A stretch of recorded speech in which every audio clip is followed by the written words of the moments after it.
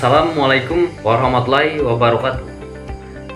Saya di sini akan memaparkan materi tentang dampak kecelakaan kerja terhadap pekerja dalam suatu perusahaan.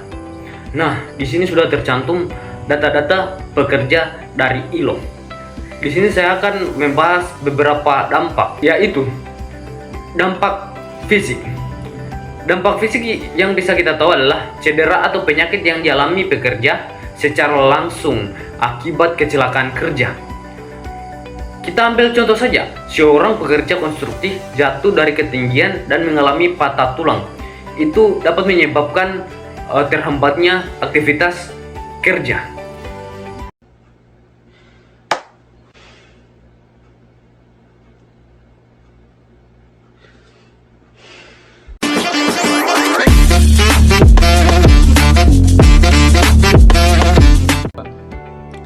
Saya akan membawakan materi tentang dampak psikologi trauma dan stres. 1. Dampak pada korban.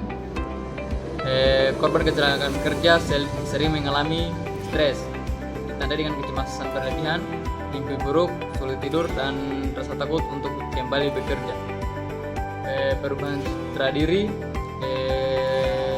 Trauma jika terjadi cacat fisik, mengurangi rasa percaya diri dan interaksi sosial. Kedua, dampak pada rekan kerja. Rekan kerja yang menyaksikan kecelakaan dapat mengalami rasa takut, cemas, atau stres. Dua, dukungan psikologis dan pemulihan mental, yaitu ada 4. 1. Layanan konseling psikologis, yaitu untuk menyediakan konseling profesional bagi korban dan rekan kerja untuk mengatasi trauma. 2. Dukungan sosial, yaitu dengan membangun lingkungan kerja yang sportif dan komunikasi terbuka dan empati. 3. Rehabilitas mental. Rehabilitas mental itu untuk mempercepat pemulihan dan mencegah gangguan mental berkepanjangan. 4. Budaya komunikasi. Budaya komunikasi itu menciptakan budaya di mana pekerja dapat menyediakan keluhan dan ketakutan tanpa rasa takut.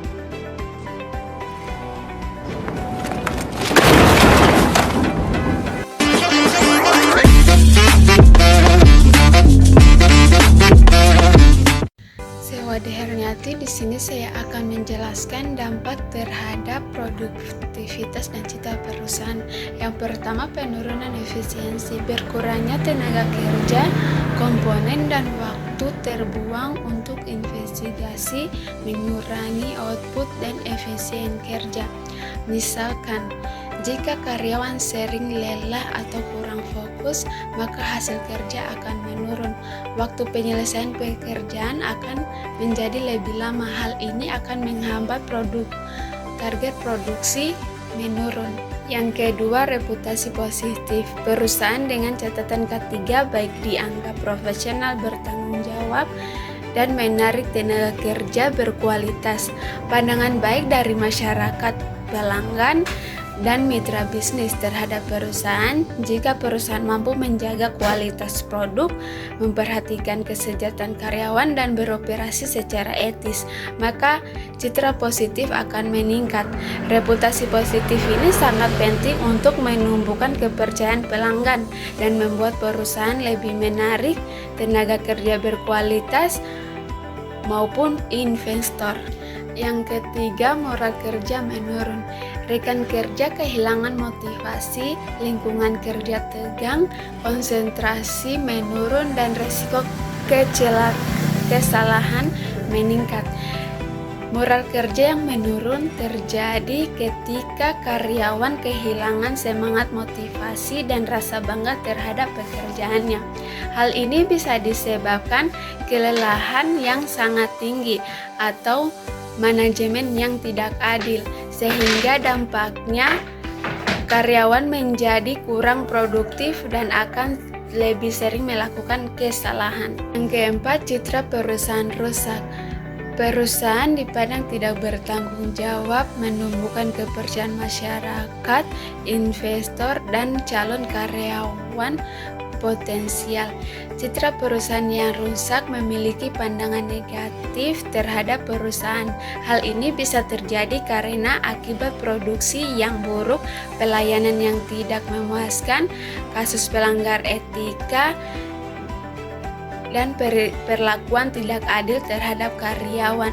Citra yang rusak akan menyebabkan hilang. Oh my God! Wow!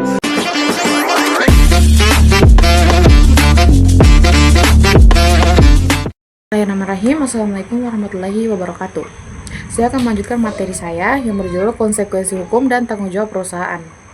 Berdasarkan Undang-Undang Nomor 1 Tahun 1970 tentang Keselamatan Kerja, setiap pengusaha wajib menjamin kegiatan kerja dilakukan dengan aman. Pelanggar dapat dikenakan sanksi maupun pidana berupa denda atau penjara pencabutan izin usaha Undang-Undang Nomor 13 2003 tentang ketenagakerjaan, menegaskan hak pekerja atas perlindungan keselamatan dan kesehatan kerja. Kemudian, perusahaan harus menerapkan sistem manajemen K3 atau SMK 3 sesuai PP nomor 50 tahun 2012. Tanggung jawab mencakup upaya preventif melalui perlindungan rutin, inspeksi berkala, penerapan standar keselamatan ketat, dan transparansi dalam pelaporan kecelakaan untuk mencegah insiden serupa di masa depan. Kemudian, judul berikutnya, strategi pencegahan kecelakaan kerja. Yang pertama ada implementasi SMK 3, di mana harus menerapkan sistem manajemen K3 menyeluruh sesuai peraturan pemerintah. Kedua, pelatihan rutin. Nah, ini juga perlu melakukan pelatihan keselamatan kerja bagi seluruh pekerja secara berkala dan terstruktur. Kemudian ada penyiapan APD. Perusahaan juga wajib menyiapkan APD, alat pelindung diri, memadai dan memastikan penggunanya konsisten agar pekerjanya bisa melaksanakan yang namanya pemakaian APD secara bagus dan baik. Kemudian ada audit keselamatan. Melakukan audit dan inspeksi keselamatan secara berkala untuk identifikasi risiko. Dan yang terakhir, budaya keselamatan. Menumbuhkan budaya sadar keselamatan di seluruh lapisan organisasi sebagai nilai inti.